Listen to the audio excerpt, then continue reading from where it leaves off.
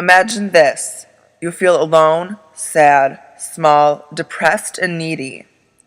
Each and every day is a struggle to get out of your bed, to be motivated, or even be happy in general. But today is different. Today is the day that will change everything: your life, your parents, and just the people around you. So you get home from school, and as you're walking through your house to your bedroom, you notice that no one is home. You are used to being home alone, but this time you felt an uneasy silence, different than any other silence. You go to your bedroom, shut the door, and drop your backpack, and lay on your bed. You just lay there, eyes shut, thinking about how crappy your day was and even how crappy your life is. You think of all the names you were called today. Maybe you failed a test, or maybe someone left you out of their group.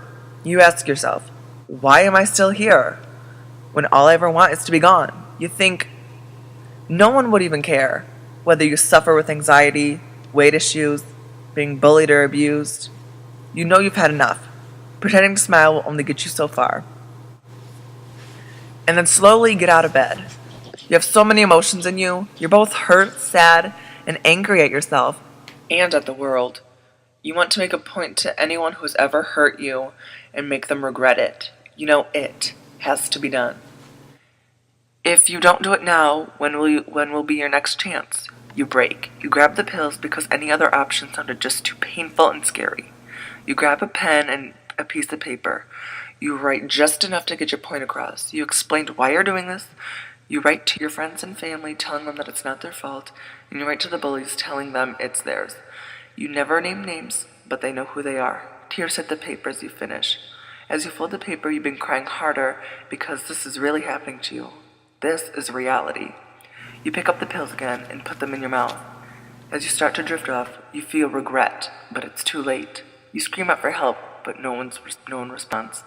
And then you're dead. Gone. It's over, right? No. Your mom comes home to find her child laying on the floor, dead.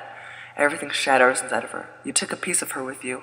As she panics, she picks up the phone and calls 911. She's crying, but no matter how much she cries, her tears will never bring you back. The moment will haunt her for the rest of her life. The next day, your school is notified, and everyone can't believe the news. Everyone's silent for a day. No one seems to make eye contact anymore. They lost a classmate, friend, soul. They lost you. Your friends can't stop thinking about it and cry at night. They regret not being able to help you. They feel like it's all their fault. The letter didn't help at all. Your family will never be the same. Your dad works late hours because he hates coming home to one less human being in his house. And your mom got fired because she couldn't function right. She blames herself for not raising you stronger. Your siblings never go to school anymore. They get letters in the mail about you. Facebook wall, yeah, it is still up and has tons of apologies on it. And you know what? You aren't here to read them. It really is funny how when you're dead, people actually start listening. You were loved by many, and the saddest thing is that it's only showing because you're gone. Now imagine this. You walk into your house, and your family's sitting at the living room, not your photo albums. You sit down to join them as they smile at all the memories you've made. You see yourself on graduation day dressed in your gown and hat. You notice how proud your family was, how happy your friends were, how happy you were. Then you flip the page, first day of college. You got into the college that you always wanted to and remember living out your college years to the fullest. And the next is your wedding. You smile at the thought of how happy you were with your spouse and how far you've come in life. Even though you're only 35, you've accomplished so much so far. You remember back to that one day when you almost broke, you almost committed suicide, but you stopped yourself. You think, I want to have gone to my dream college, married the love of my life, gotten enjoyable jobs, and had the kids that I love. If I were to do it, I wouldn't be happy. I would just be dead.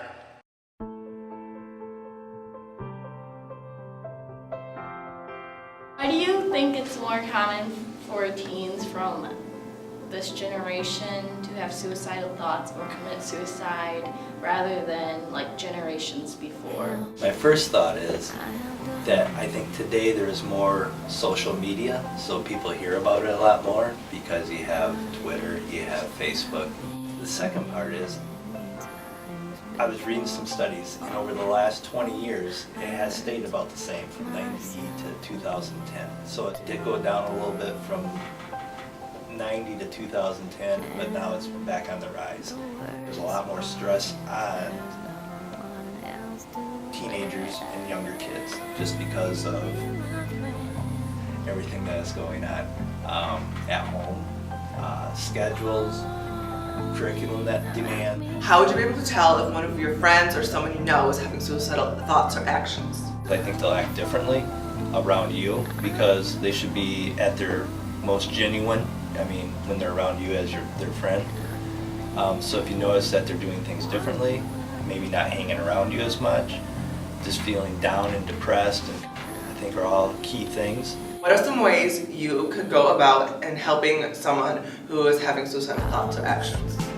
There as a friend for them, offering support, recommending ways that they could get help. You suggest a student to talk to if they were going through suicidal thoughts or knew of a friend who had suicidal thoughts. Having a friend know about it first and foremost is key, so that they can build on having that person open up to them so that they can help them out. And then letting an adult know, or letting somebody know, whether it's a teacher or a coach or a parent or a counselor or just somebody in their life that they can trust and that they